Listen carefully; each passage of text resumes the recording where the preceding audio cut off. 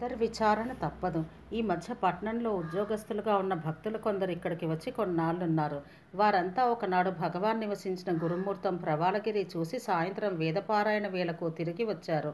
వేదపారాయణ అనంతరం భగవాన్ ఆ ప్రవాళగిరి మీద తాము నివసించినప్పటి సమాచారాలన్నీ వారికి వినోదంగా చెబుతూ అది చూశారా ఇది చూశారా అని అడుగుతూ ఉంటే ఆ భక్తుల్లో ఒకరు భగవాన్ను ఉద్దేశించి ఆ కథలన్నీ భగవాన్ వినోదంగా సెలవిస్తారే కానీ ఇంతకు ముందే మేము అక్కడికి వెళ్ళి వచ్చాము.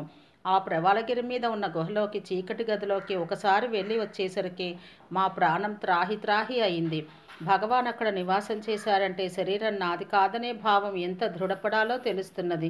మా వంటి వారంతా ఎలా తరించాలి స్వామి అంటే నేనెవడనని విచారించుకుంటే చాలు అని సెలవిస్తారే గాని పట్నవాసంలో ఉండి ఉద్యోగాలు చేసే సంసారులకు అది ఎట్లా సాగుతుంది? మనసు సదా వ్యవహారం మీదకే పోతుంటే శాంతి లభించేది ఎలాగా అన్నారు. భగవాన్ చిరునవ్వుతో వింటూ ఊరుకున్నారు. ఈ దినం ఉదయాన నేను వెళ్ళేసరికి ఇక్కడ నివాసంగా ఉంటూ ఉన్న ఒక భక్తుడు శ్రీహరితో ఇష్టాగోష్ఠిగా మాట్లాడుతూ నిన్న సాయంత్రం పట్నం నుంచి వచ్చిన వారు అడిగిన దానికి భగవాన్ సమాధానం చెప్పనే లేదు. ఎందువల్లనో పూర్వం శివప్రకాశం పిళ్ళై అడవిని వెరుత్తం అన్న పద్యం రాసినప్పుడు భగవాన్ ఇలాగే నవ్వుతూ ఊరుకున్నారట. అదేమిటి భగవాన్, అలా విజన స్థలంలో ఉంటే కానీ జ్ఞానులు కాలేరని అర్థమాయేమి అన్నాడు. కాలేరని ఎవరన్నారండి? వారి వారి సంస్కారాలను అనుసరించి చిత్తవృత్తి ఏర్పడుతుంది. కొందరు అందరిలోనూ ఉండే అన్ని పనులు చేస్తూనే ఆత్మవిచారణ చేసి జ్ఞానులవుతారు. జనక వశిష్ఠ రామకృష్ణాదులంతా అందుకు దృష్టాంతమే. కొందరికి అదంతా ఉపద్రవంగా తోచి విజన ప్రదేశానికి వెళ్ళి ఆత్మవిచారణ వలనే జ్ఞానం పొందుతారు. అందుకు సనక సనందాదులు సుఖ వామదేవాదులు ప్రమాణభూతులు. ఎవరికైనా అంతర్విచారణ తప్పదు. అదే పురుషకారం. శరీరయాత్ర ప్రారబ్ధానుసారం నడుస్తుంది. అందుకు మనం ఏం చేస్తామని సెలవిచ్చారు భగవాన్. శివప్రకాశం పిళ్ళై రాసిన తమిళ పద్యానికి తాత్పర్యం ఇలా ఉంది. ఓ రమణ సద్గురు, శరీర పోషణాదులను వదిలి యమనియమాదులతో కూడిన ఉత్తమ తపస్సును చేయకుంటే విశుద్ధమైన జ్ఞానం కలగదు అని శ్రేష్టమైన నీ చరిత్ర వల్ల విశదీకరించి నీ అడుగులని అనుసరించి నడిచే భక్తులకు సర్వం విడవనక్కర్లేదు, విచారణే చాలు అని చెప్పుటకు అర్థమేమి? వృత్తిజన్య జ్ఞానం.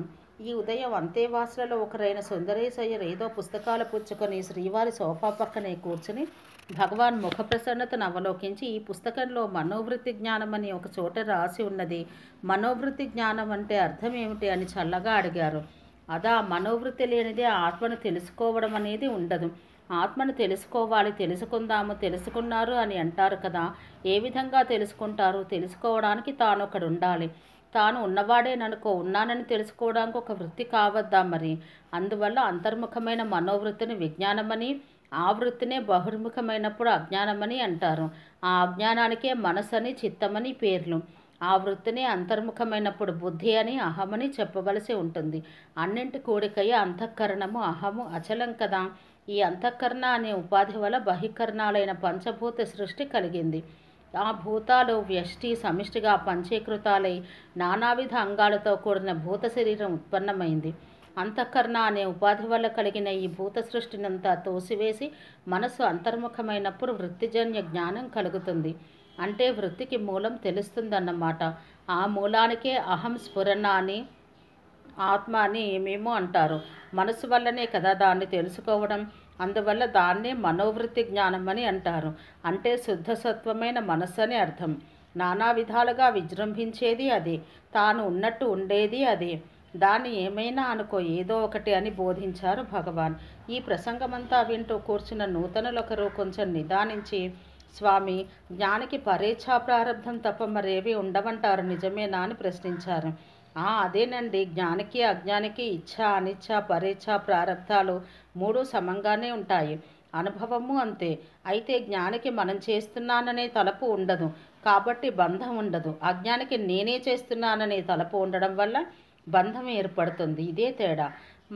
మన ఏవ మనుష్యానాం కారణం బంధమోక్షయో అన్న ఉపనిషద్ వాక్యానుసారం అన్నిటికీ మనసే కారణం. ఆ మనసుకి తలపులే రూపం. ఆ తలపులకు మూలం తెలుసుకుంటే బంధం ఉండదు. ఈ మూలమే తానరసి ఉన్నట్లు ఉంటే ఎన్ని తలపులు రాని పోని తన్నేమీ బాధించవు అన్నారు భగవాన్.